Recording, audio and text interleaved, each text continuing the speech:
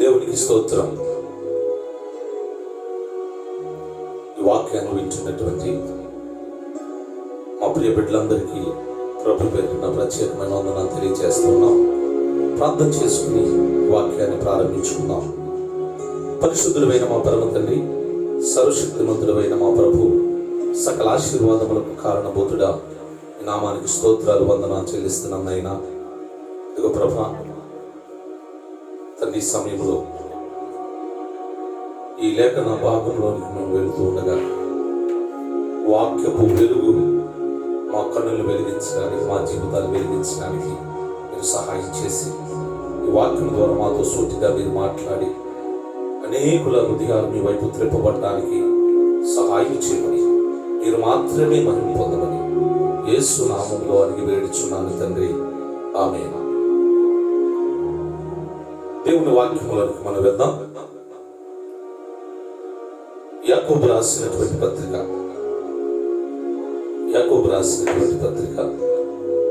2వ అధ్యాయము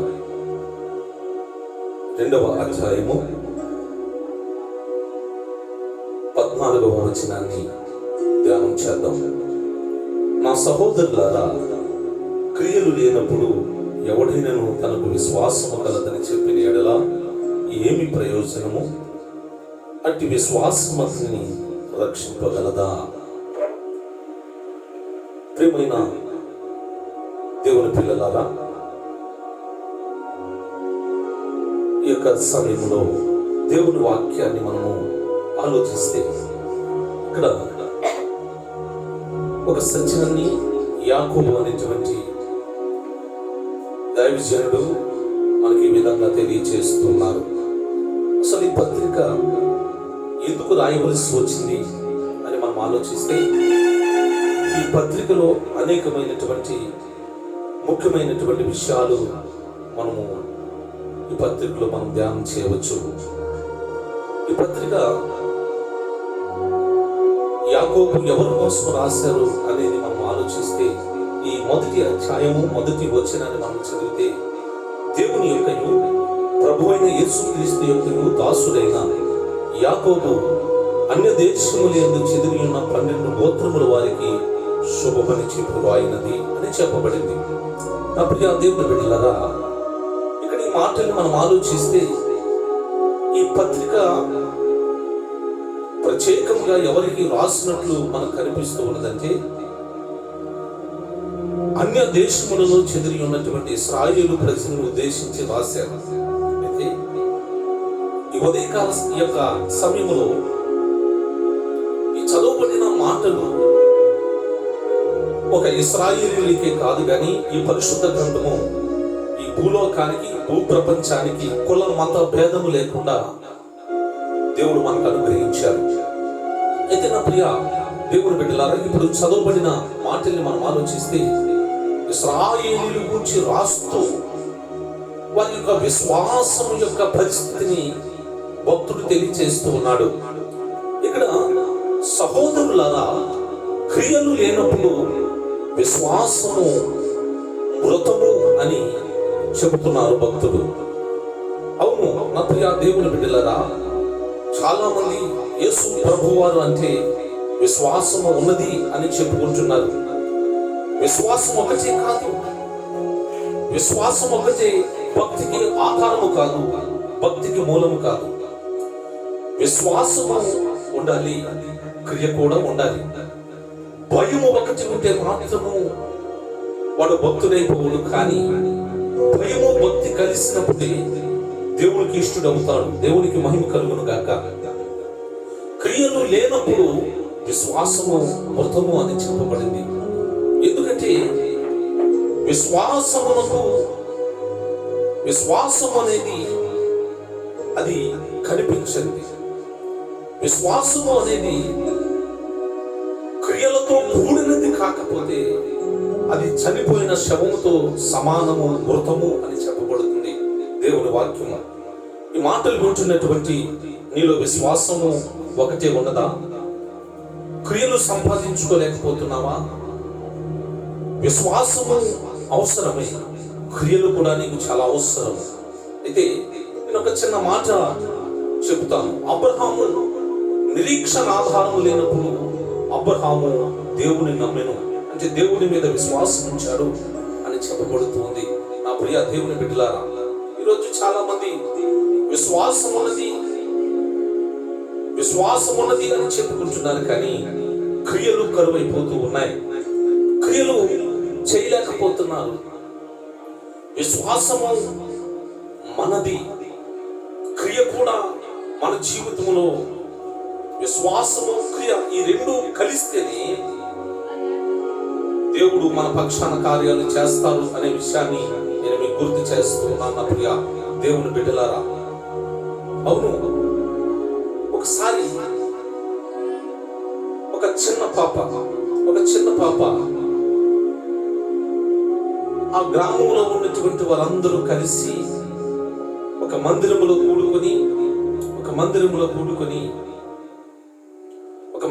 కూడుకొని ప్రార్థన చేస్తున్నారు. దేనికోసం ప్రార్థన చేస్తూ ఉన్నారు అంటే, ఆ ప్రాంతంలో వర్షాలు కురవటం లేదట. ఆ వర్షాలు దేవుడు కురిపించులాగిన ప్రార్థన చేయటానికి ఆ గ్రామంలో ఒక మందిరంలో సిద్ధపడితే అందరూ వెళ్ళిపోతున్నారు ప్రార్థన చేయటానికి మందిరంలోనికి. ఒక చిన్న పాప, ఒక 10-12 సంవత్సరాల పాప అదే మందిరానికి వెళుతూ ఆ వర్షం కోసం ప్రార్థన చేయటానికి వెళుతూ ఏం చేసిందో తెలుసా? గొడుగు పట్టుకొని మందిరానికి వెళ్ళింది. చాలా మంది చూసి నవ్వుకున్నారు. ఏంటి, ఈ అమ్మాయికి ఏమైనా మతి తప్పినదా, ఎందుకని గొడుగు పట్టుకొచ్చిందని ఆ పాపను అడిగితే ఆ పాప అంటుంది, ఇక్కడ ప్రార్థన చేస్తే, మందిరానికి వచ్చి ప్రార్థన చేస్తే వెళ్ళేటప్పుడు వర్షం పడుద్దని నేను గొడుగు తీసుకొని వచ్చాను అని చెప్పాను. నా ప్రియ దేవుని బిడ్డలారా, చూడండి, విశ్వాసము ఒకటే కాదు, క్రియ తప్పకుండా ఉండాలి. నేను ఒక చిన్న మాట మీకు చెప్పి ఈ మెసేజ్ నేను ముగిస్తాను. చూడండి, మత్తయి రాసిన సువార్త 8వ అధ్యాయంలో ఒక శతాధిపతి కనిపిస్తూ ఉన్నారు. ఆ శతాధిపతికి ఒక ప్రియమైన దాసుడు కూడా కనిపిస్తూ ఉన్నారు. యేసు ప్రభు వారు ఆయా ప్రాంతాల్లో సువార్త చేస్తూ, ఆయా ప్రాంతాల్లో తిరుగుతూ, ఆయా ప్రాంతాల్లో ఉన్నటువంటి వ్యాధిగ్రస్తుల్ని, చెవిటి వారిని, మూగవారిని, కుంటి వారిని వారందరినీ స్వస్థపరచుట చూచి మాట మాత్రము సెలవిచ్చితే అనేకులు రోగులు స్వస్థపరచడం చూచినటువంటి ఆ శతాధిపతి యేసు ప్రభు వారి దగ్గరికి రావటం జరిగింది. యేసు ప్రభు వారి దగ్గరికి ఎప్పుడైతే వచ్చారో, వచ్చి అడుగుతున్నారు, ప్రభువా, నా ప్రియమైనటువంటి దాసుడు ఒకడు ఉన్నాడు, అతనికి చాలా రోజుల నుంచి అనారోగ్యము కలిగి ఉన్నది, అతడు మంచం పట్టాడు. నీవు ఆయా ప్రాంతాలను తిరుగుతూ అనేకుల్ని స్వస్థపరుస్తున్నారు అని నాకు తెలుసు. మీరు మా ఇంటికి వచ్చి ఒకసారి నా దాసులకు ప్రార్థన చేయమని అన్నారు. అంటే ఇక్కడ ఆ మాట మీకు చదువుతాను, ఒకసారి చూడండి. ఆయన కపెర్నహూములో ప్రవేశించినప్పుడు ఒక శతాధిపతి ఆయన ఎదురుకు వచ్చి, ప్రభువా, నా దాసుడు పక్షవాయువుతో మిగులు బాధపడుచు ఇంటిలో పడి ఉన్నాడని చెప్పి ఆయనను వేడుకొనెను. యేసు, నేను వచ్చి వారిని స్వస్థపరిచేదనని అతనితో చెప్పగా, ఆ శతాధిపతి, ప్రభువా, నీవు నా ఇంటిలోనికి వచ్చుటకు నేను పాత్రుడను కాను, నీవు మాట మాత్రము సెలవిము, అప్పుడు నా దాసుడు స్వస్థపరచబడును అని ఈ శతాధిపతి యేసు ప్రభు వారితో చెప్పడం జరిగింది. అయితే నా ప్రియమైన దేవుని బిడ్డలారా, ఎప్పుడైతే ఈ శతాధిపతి చెప్పారో యేసు ప్రభు వారికి, యేసు ప్రభు వారు, నా దాసుడు, ఆ శతాధిపతి యొక్క దాసుడు స్వస్థపరచబడాలి అని నేను ఇంటికి వచ్చి అతని కోసం ప్రార్థన చేయనా అని అన్నారు. అంటే ఆ శతాధిపతి అంటున్నాడు, ప్రభువా, నా ఇంటిలోనికి వచ్చుటకు నేను పాత్రుడను కాను, నా ఇంటిలోనికి వచ్చుటకు నేను పాత్రుడను కాను, నువ్వు మాట మాత్రము సెలవిన నా దాసుడు బ్రతుకుతాడు అని చెప్పారు. వెంటనే మాట మాత్రము సెలవిచ్చారు. అతని యొక్క దాసుడు అక్కడ స్వస్థపరచబడ్డాడు అని లేఖనం మనకు స్పష్టంగా మాట్లాడుతూ ఉన్నది. అప్పుడు ఈ శతాధిపతి పతిని చూచి యేసు ప్రభు వారు అక్కడున్న జన సమూహంతో ఆ శిష్యులతో మాట్లాడుతున్నారు. ఏమని మాట్లాడుతున్నారో తెలుసా నా ప్రియ దేవుని బిడ్డలారా? ఏమని మాట్లాడుతూ ఉన్నారు అంటే, యేసు ప్రభు వారు ఇశ్రాయేలీయులలో ఇంతని వంటి విశ్వాసవీరులు లేరు అని చెప్పారు. చూడండి 10వ వచనం. యేసు ఈ మాట విని ఆశ్చర్యపడి వెంట వచ్చుచున్న వారిని చూచి, ఇశ్రాయేలీలో ఎవరికైనాను నేనెంత విశ్వాసం ఉన్నట్టు చూడలేదని నిశ్చయముగా మీతో చెప్పుచున్నాను. దేవునికి మహిమ కలుగును గాక. అంటే నా ప్రియ దేవుని బిడ్డలారా, నా ప్రియమైన దేవుని వారలారా, ఆలోచిస్తే ఇక్కడ దేవుని వాక్యము ఎంత స్పష్టంగా మనతో మాట్లాడుతూ ఉన్నదో చూడండి. అంటే ఇశ్రాయేలీయుల మధ్యన ఎన్నో అద్భుతాలు చేశారు. లెక్కకు మించిన అద్భుతాలు. ఈజిప్టు నుంచి కానాను దేశానికి ప్రయాణం చేస్తూ ఉండగా మన దేవాది దేవుడు ఎన్నో అద్భుతాలు చేశారు. ఆ ఎర్ర సముద్రము దగ్గర ఆ నివేవ ప్రాంతంలో ఒక రోజునని ఆ ఎర్ర సముద్రము చీలుస్తున్న ఆ రోజున 35 రకముల అద్భుతాలు జరిగించాడు దేవుడు అని చరిత్ర ఆధారాలు చెబుతున్నాయి. అయితే నా ప్రియ దేవుని బిడ్డలారా, ఎర్ర సముద్రమును చీల్చారు. పరలోకములో దేవదూతలు భుజించే ఆహారాన్ని ఇశ్రాయేలీయులు భుజించారు. పండును చీల్చి వారికి దాహాన్ని తీర్చారు దేవుడు. అయితే వారిలో లేనటువంటి విశ్వాసము అన్యుడైనటువంటి శతాధిపతిలో ఉన్నది అని స్వయముగా ప్రభువారే చెబుతున్నారు. స్వయముగా ప్రభువారే చెబుతున్నారు. అయితే దేవుని వాక్యాన్ని మనం ఆలోచించాలి నా ప్రియ దేవుని బిడ్డలారా. అందుకని యాకోబు అంటున్న మాట ఏమిటంటే, క్రియలు లేని విశ్వాసము మృతము. ఆ విశ్వాసము, క్రియలు లేనటువంటి విశ్వాసము ఎలాగ మృతమో నేను ఒక మాట చెప్పి ఈ మాటలు నేను ముగిస్తాను. ఇక్కడ అదే వచనాన్ని కిందకు చదువుదాం. 11వ వచనాన్ని చదవండి. అనేకులు తూర్పు నుండి పడమటి నుండి వచ్చి అబ్రహాముతో కూడాను, ఇసాకుతో కూడాను, యాకోబుతో కూడాను పరలోక రాజ్యమందు కూర్చుందురు గాని రాజ్య సంబంధులు వెలుపటి చీకటిలో త్రోయబడుదురు. అక్కడ ఏడుపును పండు కొరుకుటయు ఉండునని మీతో చెప్పుచున్నాను. హల్లెలూయా. ఇక్కడ నా ప్రియ దేవుని బిడ్డలారా, ఆ శతాధిపతి యొక్క విశ్వాసాన్ని చెబుతూనే ఆ శతాధిపతి గురించి, అంటే విశ్వాసము ఒకటి మాత్రమే ఉన్న వారి గురించి ఇక్కడ దేవుని వాక్యం ఈ విధంగా మనతో మాట్లాడుతూ ఉన్నది. యేసు ప్రభువారే స్వయంగా చెబుతున్నారు. ఏమని చెబుతున్నారు అంటే, అనేకులు తూర్పు నుంచి, పడమటి నుంచి, దక్షిణము నుంచి, ఉత్తరము నుంచి వస్తారట కానీ పరలోక రాజ్యం ముందు కూర్చుంటారట కానీ రాజ్య సంబంధులు. అక్కడ పుట్టినోట్లో ఒక మాట రాయబడి ఉన్నది మూల భాషలో, రాజ్య కుమారుడు. అంటే ఈ లోక సంబంధులు అనేటువంటి భావాన్ని నేను మీకు గుర్తు చేస్తున్నాను. అంటే విశ్వాసము అనేది ఒకటి ఉంటే మాత్రము సరిపోదు. శతాధిపతికి విస్తారమైనటువంటి విశ్వాసం ఉన్నది. అయితే ఈ విశ్వాసము ఉన్నది కానీ పరలోక రాజ్యములో ప్రవేశించే అర్హత మాత్రము లేదు. మీరు గమనించాలి. అంటే ఇతని విశ్వాసమైతే మన పితరులైన ఇశ్రాయేలీయుల కంటే విశ్వాసవంతుడే కానీ పరలోక రాజ్యములో ప్రవేశించడానికి ఈ విశ్వాసము అర్హత సరిపోదు అనే విషయాన్ని నేను మీకు గుర్తు చేస్తున్నాను. నా ప్రియమైన దేవుని బిడ్డలారా, అవును, ఈ శతాధిపతిలో క్రియలతో కూడినటువంటి విశ్వాసము మాత్రము లేదు. క్రియలతో కూడినటువంటి విశ్వాసము మాత్రము లేదు.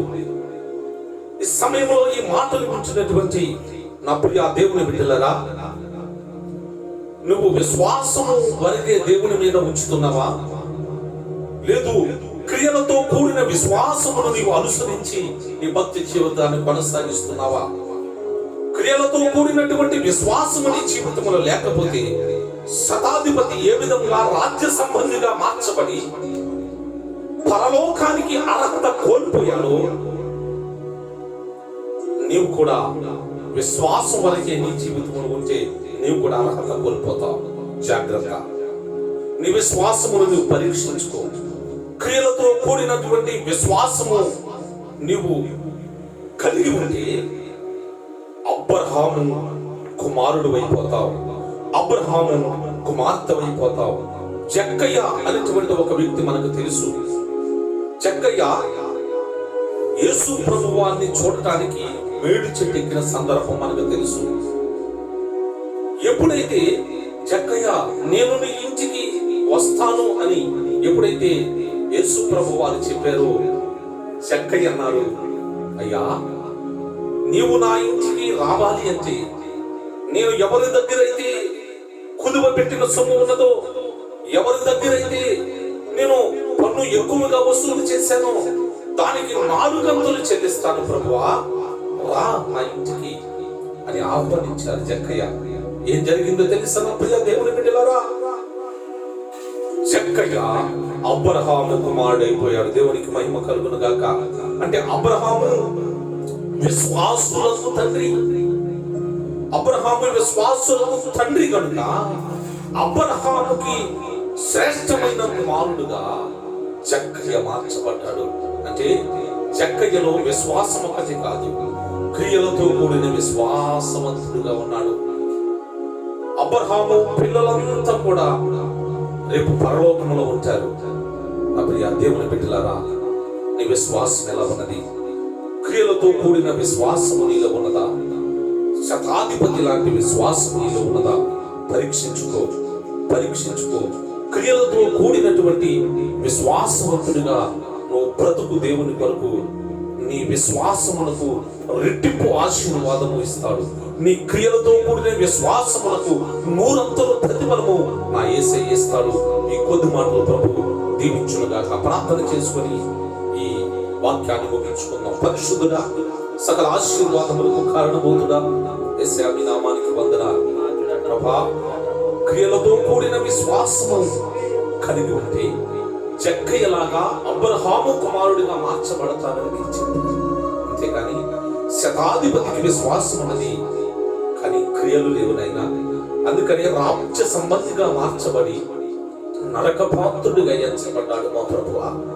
తండ్రి, ఈ మాటలు వింటున్నటువంటి మేము తండ్రి క్రియలతో కూడిన విశ్వాసవంతులుగా ఉండి అబ్రహాము కుమారుడుగా మార్చబడి యోగ్యత అనుగ్రహించమని యేసు క్రీస్తు వారి శ్రేష్టమైన నామములో మిక్కిలి వినయముగా బ్రతిమలాడి అడిగి వేడుచున్నాను తండ్రి.